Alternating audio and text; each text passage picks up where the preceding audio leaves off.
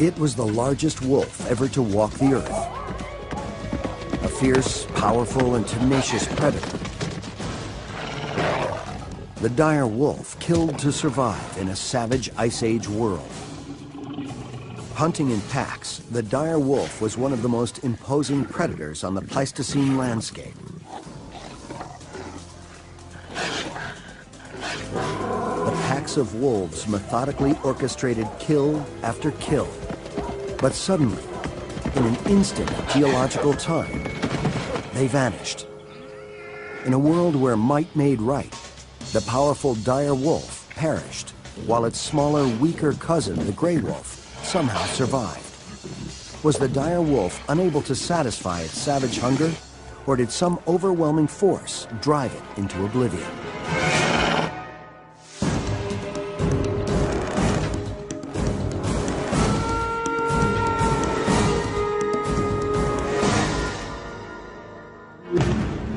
Los Angeles, home to the dog-eat-dog world of Hollywood movers and shakers.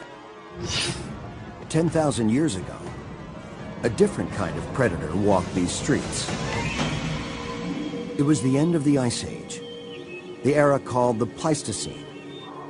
The last of the glaciers were receding, and an extraordinary assortment of mammals walked the earth. Not since the age of dinosaurs, 65 million years before, had so many animals of such great size and strength roamed the North American continent. There were sloths the size of bears, mammoths standing more than 12 feet tall.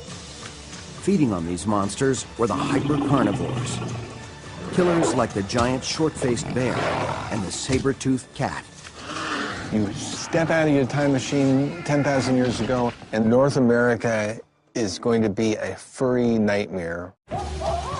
This is the world of the dire wolf, a massive dog-like creature that hunted and killed in huge packs of 30. A tough, fierce meat eater, it could take down prey 10 times its size while fighting off much larger predators. Like a street fighter, it was clawing for its share of the Ice Age world. You just can't be beaten down because you just have the endurance and the stamina and the ferocity to scare or exhaust the opponent into submission. Its tenacity helped the dire wolf survive for more than 100,000 years. Yet today, all that remains are its bones. The remnants of thousands of dire wolves have been uncovered here at the La Brea tar pits in the heart of Hollywood. This black cauldron is a paleontologist's dream. Discovered more than 100 years ago, the tar pits is the greatest repository of Ice Age bones in the world. More than 1 million bones from 231 species of prehistoric animals have been unearthed. What makes this area so unique is naturally occurring asphalt. This black, syrupy material not only beautifully preserves the bones, it created one of the most deadly animal traps ever known. During the time of the dire wolf, molten asphalt oozed its way from thousands of feet below the ground. As it reached the surface, it cooled, forming a harmless black crust. But in the heat of summer, this crust melted, the asphalt turning back into a sticky syrup, trapping any unsuspecting animals that wandered into the area. This explains why more than 200 individual horses and 300 bison have been found in these pits. But outnumbering the herbivores by a surprising rate, almost 10 to 1, are the predators. This is the opposite of what we find in nature. Normally, herbivores outnumber predators by 10 to 1. Scientists believe opportunistic predators like the dire wolves would attack what looked like an easy prey. But quickly, they too found themselves trapped by the asphalt. This happened countless times over the centuries. Predator and prey trapped in tar, their blackened bones all that remained. To most, this is simply a jumble of bones. But to an expert's eye, they represent a map, showing us the paths these creatures walked in life and the road they took to their deaths. 15 feet below the surface, corresponding to approximately 40,000 years ago, are bones from various animals, including the dire wolf. The quality of preservation is excellent, and the diversity that we have found within this site is second to none. Right here, exposed at the bottom of this one grid site here, we have a vertebra of a short-faced bear. And right here, we have a dire wolf humerus, which is the upper arm bone, with nice juicy asphalt coming off of it. After researchers carefully uncovered, cleaned, and pieced the bones together, they found the largest canid, or family of dogs, that ever lived. The wolf averaged 5 feet from nose to tail, stood just over 2 feet tall, and weighed up to 150 pounds. In Latin, it's called Canis dirus, but it's better known as the dire wolf. The name dire is fitting. The name evokes a menacing predator looming on the horizon. It is by far the most common species to be found at the La Brea excavations.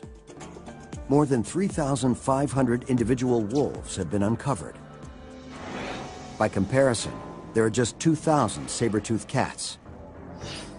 Experts believe the large number of dire wolf bones proves they were social animals, perhaps running in packs of 30 or more. They also suggest the dire wolf had a special talent for survival.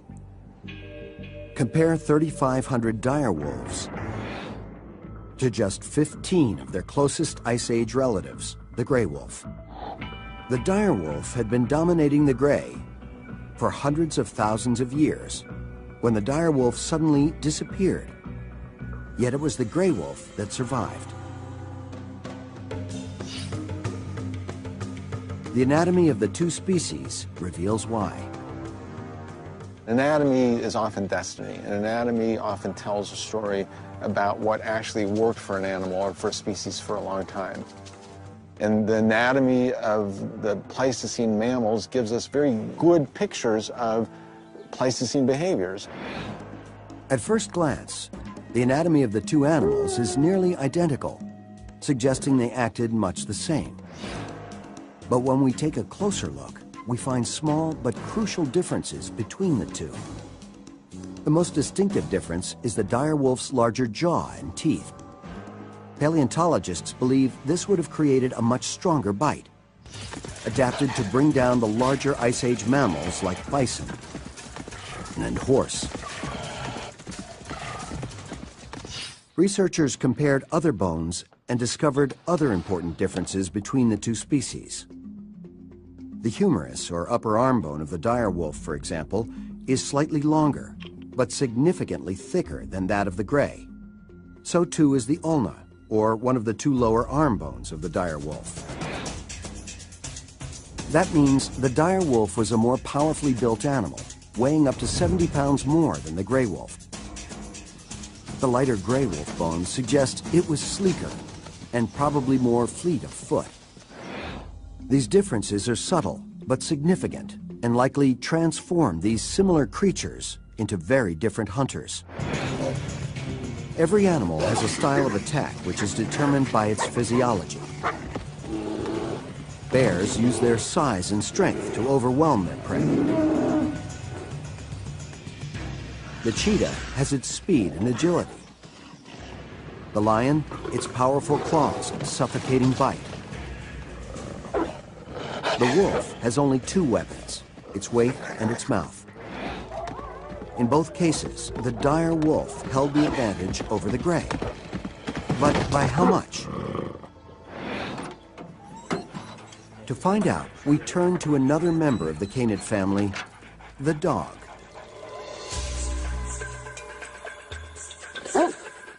Joe Camp is an animal coordinator for film and television in Los Angeles. Lauren Williams and Brian Hill are professional dog trainers with 8 years of experience teaching dogs to guard against intruders and attack on command. Its powerful bite, together with its robust attack style, probably allowed the dire wolf to bring down much larger prey. Larger, stronger, the direwolf was like a gray wolf on steroids. A super wolf adapted to take on the very largest Ice Age giants. Yet the dire wolf was soon to fade into oblivion, while the smaller, weaker gray wolf would survive. Something had learned to hunt the hunter. A top predator had a ruthless competitor. For more than 100,000 years, the dire wolf thrived far and wide across the Western Hemisphere, from Alaska to Florida, down to parts of Latin America. Yet no direct descendant of the dire wolf survives today. During its time on Earth, it was competing with a cousin, the gray wolf.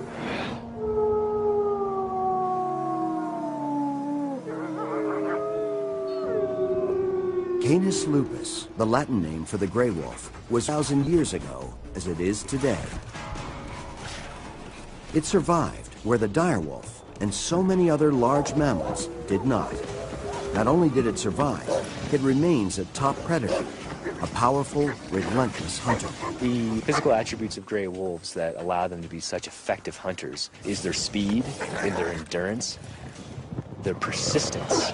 I mean, they will not quit until they acquire that meal.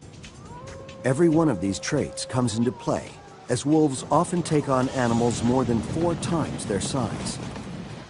Most grays weigh 70 to 100 pounds, while a bull elk, for example, can tip the scales at 600 pounds or more.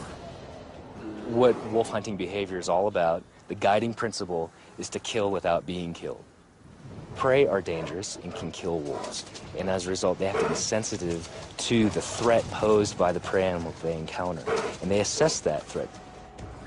With the risk of injury or death looming at each encounter, gray wolves take advantage of their social nature. Like their long-lost cousins, the dire wolves, the grays use sophisticated pack behaviors to take down their prey. There's 6 primary stages that they go through, starting from the time they set out to go searching for prey to the time they actually grab and kill the animal. And so it begins with searching or traveling. This is, say, they encounter a herd, then they'll begin to approach that herd. The wolves' greatest assets are their speed and endurance. As a pack, they can outlast almost any prey. So their best bet for a successful hunt is to get their prey running. The pack spreads out and approaches the group, waiting for the first of the herd to spook and make a run for it. Predictably, the rest of the herd will follow suit.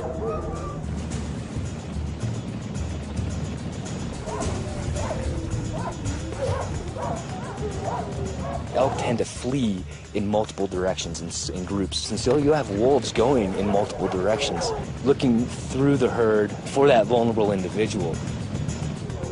This is when we can see the distinctive genius of the gray wolf.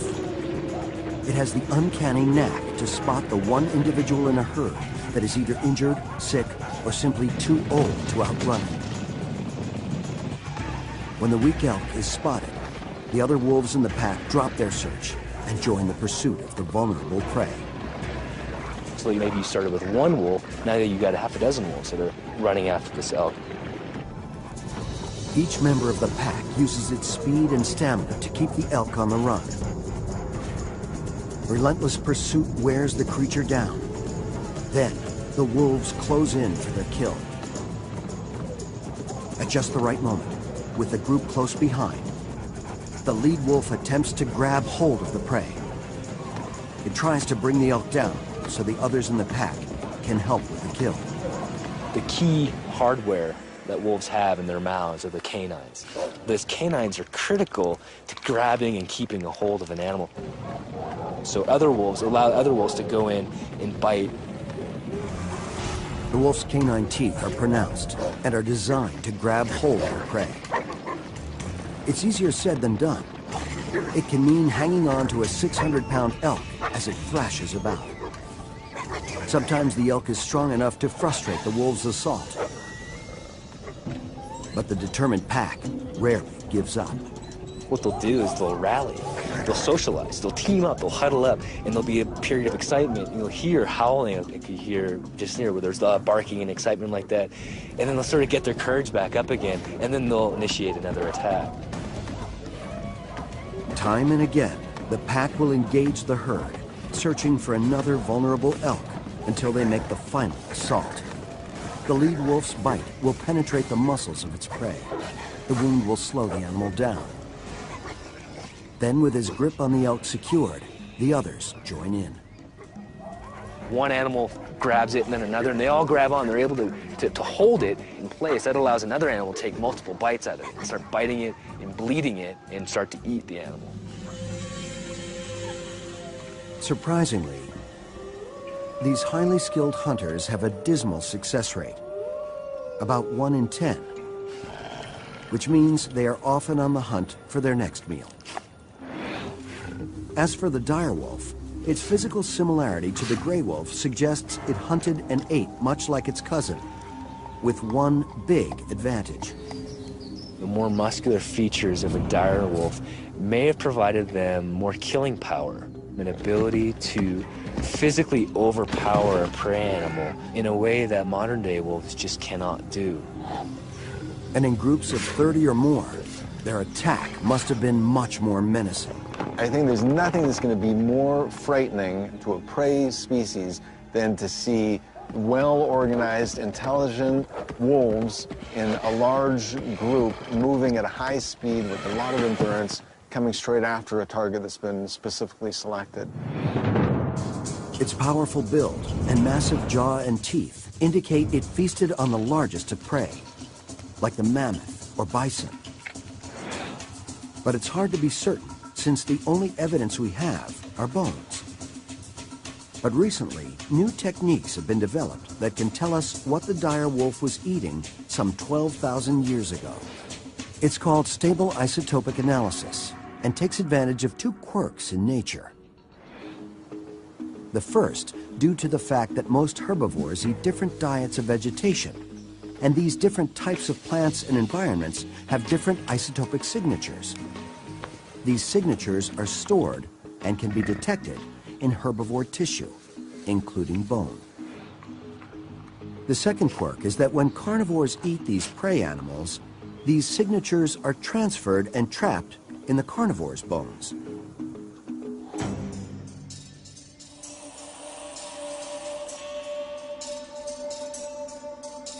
By analyzing the chemical makeup of the meat-eater's bones, scientists can now trace a line from the carnivore back to the prey it ate.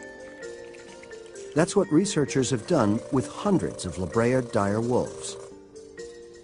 We see that they were eating small percentages, probably of things like sloths and mastodons. So about half their diet was bison, and about half of their diet was horse. The isotopic analysis determined that while the dire wolf was hunting down dangerous animals like bison and horse, it was ignoring easier available targets, smaller, safer elk and deer. The reason why remains a mystery. Perhaps the large packs were demanding large quantities of food. Were there hidden advantages for taking on large herbivores? No one knows. Either way, the dire wolf went after the most dangerous game it could find, risking life and limb every time. 10,000 years ago, on the prehistoric continent of North America, dire wolves were constantly on the prowl. They put their lives at risk every time the pack began the hunt. Taking on large prey like horse would, sooner or later, bring injury or death to one of the pack.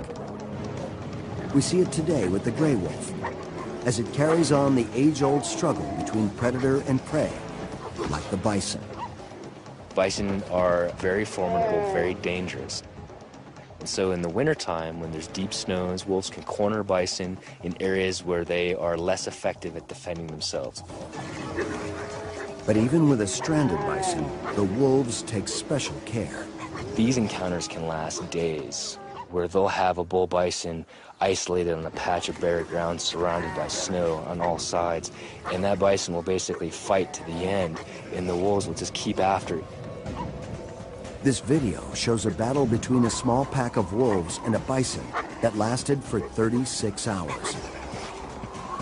The wolves used their numbers to continually poke and prod, wearing down the giant beast. But the strength and surprising agility of the bison makes it a dangerous adversary. The incidence of injury, we think, is higher with wolves hunting bison. They'll often be kicked off. If the bison continues to wheel about, the bison will throw them into the air. Maybe the bison will hook him with his horns and toss them into the air. You see a lot more limping wolves than you do wolves that are hunting elk, and that's likely been sustained from some encounter with the bison. The bison desperately struggles to fend off the pack, but despite injuries to some of them, the tenacity of the wolves eventually pays off. The gray wolf faces this kind of danger every time it hunts for larger prey. It must have been much more perilous for the dire wolf, as it was taking on bigger, stronger animals that were living in larger herds. The dire wolves compensated by pursuing these herds with larger packs. This would have helped, but only to a point. Though the dire wolf ran in super packs, when the time came to attack, the lead wolf was on his own, literally putting his life on the line. The fossil record reflects the dangers the wolves faced every day. Scientists have found thousands of broken dire wolf bones, and each has a story to tell. With a little detective work, we can discover not only the hazards the wolves faced, but the intimate details of their life in the pack. This is an example of a rather serious injury that this animal lived with for a while. This is actually the ulna and the radius, which is this portion of your arm. And a normal ulna would look like so, and the radius would be a separate bone. And what's happened to this animal apparently is it was probably kicked or had some terrible injury which broke one or both bones. And so the two bones are now fused together, which probably created some pain for this animal in terms of motion and also some stiffness. A break like this, most likely the result of a kick from one of its prey, would have left it hobbling on just 3 legs. Unable to hunt with the rest of the pack, it likely survived on scraps of discarded carcass. The fact that this wolf lived for several years is testament to its toughness, and something more. It is our first indication of a surprising dire wolf pack behavior. Unlike modern gray wolves, it may be that the dire wolf pack took care of their own. Signs of this unique behavior may also be hidden in this crushed dire wolf skull. This skull suffered some kind of serious trauma and looks very different than a normal, uninjured one. Normally, a wolf skull is smooth and symmetrical, with rounded eye openings. Compare this with a wolf skull after surviving a serious blunt force trauma. This wolf was likely trampled by a horse or bison. The blow crushed the skull, dislocated the eye, and caused severe brain damage. But surprisingly, it wasn't these injuries that killed the animal. The significant bone growth covering the wound indicates this wolf lived at least 5 months after the trauma. In addition, this skull, along with others suffering much more severe injuries, were found in the tar pits. This suggests the wolves died not from their wounds, but by falling into the tar as they hunted for food. The injuries, while not fatal, were too severe for this wolf to have survived on its own. For many experts, this is additional proof that not only did dire wolves live in packs, but they actually cared for one another. However, the scars on this same dire wolf skull show that pack life was not entirely cooperative. In fact, it was a tough, cruel way of life. We have bite marks. Here's one right here. I don't know if you can see that. It's kind of right there. And then there's another one corresponding right here. So this would have been a bite that kind of came around this way. The bite is likely a sign of dire wolf aggression, possibly within the pack. There's a lot of what I call wolf-on-wolf crime at Rancho La Brea. There's a lot of bites by dire wolves on dire wolves. These marks reflect a behavior often seen in modern gray wolves. There's often a strict hierarchy within the gray wolf pack. The strongest, fiercest male and female stand atop the clan in what's known as the alpha roles. A constant struggle for dominance among the pack can often lead to fierce, sometimes deadly battles. We can see it after a kill when wolves protect their position in the pecking order. Growling and biting are the simplest ways for a wolf to assert its dominance. This same behavior may be reflected here, hidden in the dire wolf bones. It may be evidence that not only was there violence amongst the ancient packs, but that their lives were not so different from the modern wolf. The gap between the dire and gray wolf narrows even further when we consider that certain bones are missing from the tar pits collection. Researchers believe the dire wolves found in the area became trapped while hunting in large packs. If this is true, we would expect to find baby wolves hunting alongside the adults, and therefore a significant number of infant bones in the tar pits along with the adults. Yet, of all the thousands of individual wolves that have been uncovered, surprisingly few are pups. Researchers believe the lack of young dire wolf bones reflects the rendezvous behavior of the gray wolf. During the first 6 months of a gray wolf's life, it remains in a protected area known as a rendezvous site. The adults of the pack will bring food to the pup until he is old enough to fend for himself. I believe that the dire wolves were in fact rendezvousing their young, and that they were not showing up for scavenging or for hunting until they were at least 6 months old. This probably means the pack behavior of the dire wolf was closely related to the grays.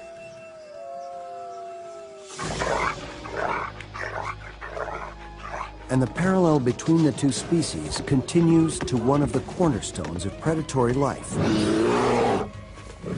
the threat from other predators. In the world of the carnivore, the competition over prey is fierce. But once a prey animal is killed, the second equally intense clash over the carcass begins. Stealing a carcass from another carnivore is one of the primary modes of competition among large meat eaters. We see it today among the predators in Africa. And it's been a fact of predatory life for millennia. A predator must learn to protect its kill from scavengers or starve to death. For the modern gray wolf, the worst offender is often the grizzly bear. In Yellowstone, so far, grizzly bears are 100% successful in usurping carcasses from wolves. And wolves very infrequently put up a stiff resistance. They pretty much let the bears take the carcass. Over the years, the grizzly's success has spoiled it. It will often wait for wolves to hunt down and kill a prey, and then take it away. It was likely the same for the dire wolf, facing off against terrifying predators like the short-faced bear and saber-toothed cat. It was a constant struggle to find enough food to keep the pack alive.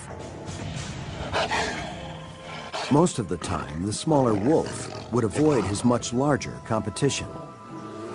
Most likely, what they're probably doing is, like in Enter the Dragon, what Bruce Lee says, the art of fighting without fighting. That's what they're doing. They're trying to compete for some of the same prey resources, but by not actually directly confronting Smilodon, short-faced bear, probably working around them. They're competing without competing. But there were times when the dire wolf was forced to confront his larger competition. Unfortunately for the wolf, the rules of nature favor the larger species. In a one-on-one encounter, the short-faced bear or saber-toothed cat would overwhelm the wolf. This made life for the smaller dire wolf extremely difficult. The powerful predators that roamed the Ice Age terrain tormented them at every kill and threatened to leave them out in the cold.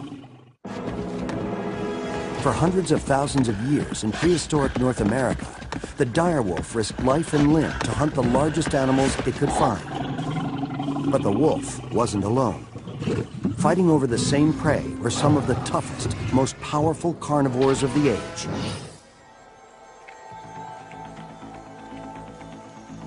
The short-faced bear stood nearly 11 feet tall. one of the Ice Age's most intimidating carnivores, it likely took on even the largest of direwolf packs. Despite the wolves' aggressive tactics, the bear would have been an almost impossible opponent to defeat. Luckily, the short-faced bear population was small, and encounters were probably rare. However, clashes over food and territory likely pitted the wolf against more common apex predators, like the saber-toothed cat. The saber-toothed cat was a formidable predator, weighing as much as 600 pounds or more. It was fast, strong, and its huge canine teeth made it a dangerous adversary. Individually, the dire wolf was no match against a saber-toothed cat. It would likely turn tail and run before taking it on. But as a member of a pack, it became a commanding presence and would have fought to protect its territory. With its superiority of numbers, the pack would have surrounded a solitary cat, constantly harassing it from all sides. They're most likely in concert in a very threatening type of posturing way. A single Smilodon can't be looking everywhere at once. And even though they're all smaller than you, the numbers and the proximity is probably going to suggest that there's some fights that are just not worth having. The cat would eventually break off the attack and search for a meal somewhere else. Time after time, the large pack size transformed the dire wolf from a vulnerable individual predator to a fearsome opponent. And the larger packs gave them another important but subtle advantage over their competition. They could devour their meal quickly. It was a key to surviving the perilous world of Ice Age carnivores. They had to worry about losing their carcasses, and it would benefit them to finish the carcass entirely and eat very rapidly. I think it was a major element, and I think it would have favored very large group size, and it's actually going to enhance the speed at which they can eat. Individually, each wolf used its massive jaw muscles and oversized front teeth to quickly pull off huge chunks of flesh. Its rear teeth were adapted for tearing, not chewing, so they simply swallowed the meal whole. It was kind of remarkable how little chewing went on. They just reach in, mainly with their incisors and the canine teeth, and pull out a hunk of muscle, and down the gullet it would go. Maybe one bite, and then down the gullet it would go. Wolfing down their food, the pack made short work of the kill. They turned a huge bison into bones in just minutes, before another predator could come along and take it away. This was just another of the crucial skills the dire wolf developed to survive among the Ice Age beasts. It became a sturdy, relentless hunter, with the size and strength to overwhelm massive prey like the bison. It learned to work in large packs, to fend off other apex predators. As a result, the dire wolf spread across the continent in large numbers, dominating other species like its cousin, the gray. Then why, after more than 100,000 years of success, did it suddenly disappear from the face of the earth? And how did its smaller cousin, the gray wolf, survive? The question has been hotly debated for decades. Extinction theory is a competitive sport among paleontologists, and the Ice Age in particular is like the Olympics of that competitive sport. The best-known theory focuses on severe climate change, blaming the glaciers that came and went across North America for more than 1 million years. During these periods of glaciation, experts suspect temperatures in Florida never reached higher than 40 degrees, and Southern California looked like the forests and grasslands of our modern Pacific Northwest. Then, about 18,000 years ago, the last of the glaciers receded. The dire wolves watched as their forested landscapes transformed into a moderate, drier climate. Yet unlike the 3 previous periods of glaciation, they were not adapting as well. And this is one of the oddities of the Pleistocene, is that it's an environment at 10,000 years, and it should be the animals are being more expansive in terms of their range and their resources, and yet they're not.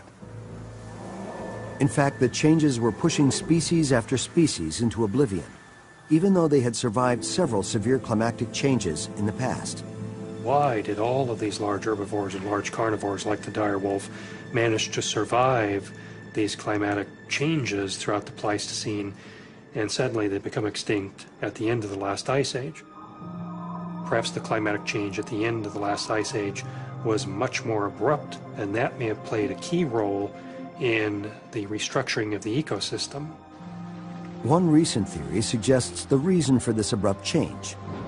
A comet may have exploded over North America 10,000 years ago, triggering a catastrophic extinction event. And the fossil record might support a rapid change. Thousands of dire wolf teeth have been found at the La Brea tar pits. These are teeth that are more robust in size and shape than those of the gray wolf. These stronger teeth mean the dire wolf likely adapted to eating bones more often. In lean times, when food was scarce, they would naturally be chewing on more and more bones to survive. And the more chewing of bones there was, the more cracking of teeth there should be. The kinds of bones that these dire wolves were eating were, cow bones and up, very, very large bones that took quite a bit of bite force, and so you might end up cracking a tooth in the process. It's not hard to find a cracked tooth, or for that matter, hundreds of broken teeth among the La Brea fossils. They suggest the wolves were chewing on bones. But they don't shed much light on the extinction episode itself. That is, until we place them on a timeline, when a revealing pattern emerges. Careful analysis shows wolves were breaking their teeth much more often 15,000 years ago than they did 3,000 years later. This is surprising. If the changing climate was killing off the dire wolf's prey, then we should see more and more bone crunching and teeth cracking as time goes on. But the results from the teeth study show just the opposite. That the prey animals were plentiful until the very end. These results support the idea that the demise of the dire wolf wasn't gradual at all, but came suddenly. Recent evidence seems to suggest, based on dating of the last occurrence of these various extinct megafauna, that it did happen fairly quickly, and maybe in a matter of hundreds of years, maybe 1,000 years. 1,000 years is a short period of time for a catastrophic extinction to occur, and cannot be explained by climatic change alone.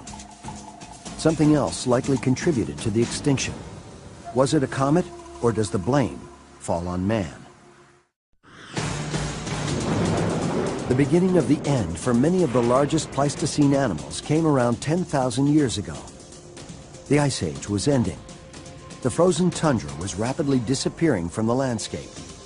The dire wolf was coping with yet another change in climate, and a new and dangerous predator had burst onto the scene.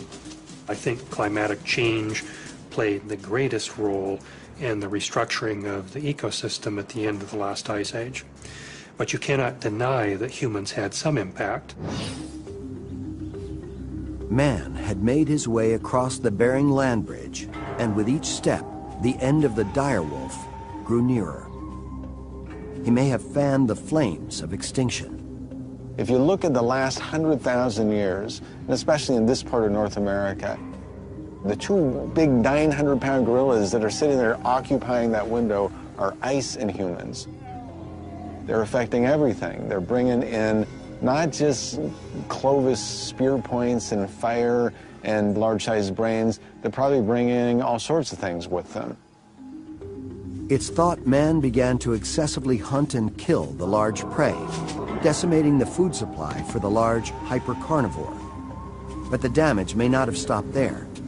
A controversial new theory suggests man may have introduced deadly diseases into the environment. As humans encroach, and as they bring with them whatever it is they bring with them, they're probably bringing diseases, and most likely those types of infections or microorganisms are affecting everything they come in contact with. And I think that probably knocks out just most of the large species. It is possible that humans took a devastating toll on the large mammals. Add to that a dramatic change in climate, and an entire ecosystem could be forced to adapt. If it happens slowly, perhaps many of the large animals would have survived. But the ecological upheaval magnified the shortcomings of every living species. During those last years, the dire wolf was fighting off extinction. The fierce competition from the other large carnivores was getting worse as they clashed over the same diminishing prey. But his smaller cousin, the gray wolf, adapted to the situation. For almost 100,000 years, gray wolves were found in many of the same areas as the dire wolf. But these grays were found in much fewer numbers, around 1 to 10. The gray had the role of the underdog. It likely maintained its distance from the larger dire wolf packs and focused its attention on smaller prey.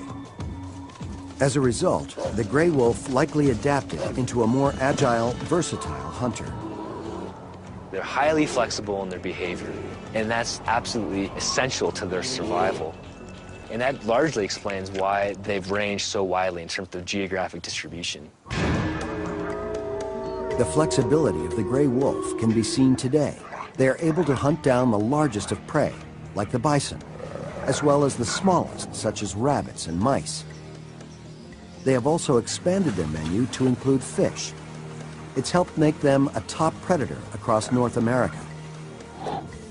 As for the dire wolf, it appears size was not everything. As opposed to what humans often think, which is bigger is better, there's often a benefit, an evolutionary benefit to smaller size. And smaller size often means more flexibility in terms of what it is you're doing out in the landscape.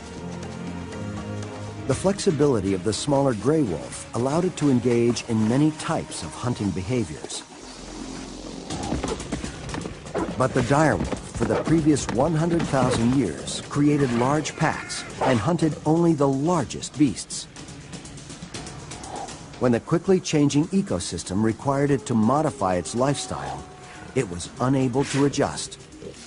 Around 10,000 years ago, the dire wolf, along with almost every large mammal of the Pleistocene, faded from the ancient landscape. I think they went extinct because they were specialized for large prey, and the large prey were removed, apparently, by a combination of humans and climate change. The dire wolf had survived more than 100,000 years of vicious competition. It fought off a population of hypercarnivores, the likes of which the world has never seen again. Yet everything that made the dire wolf so successful became its undoing. The sheer strength, massive appetite, and killer instincts that allowed them to take on the world's most dangerous prey, ironically, prevented them from acting small enough to survive. A lesson that any species ignores at their own peril.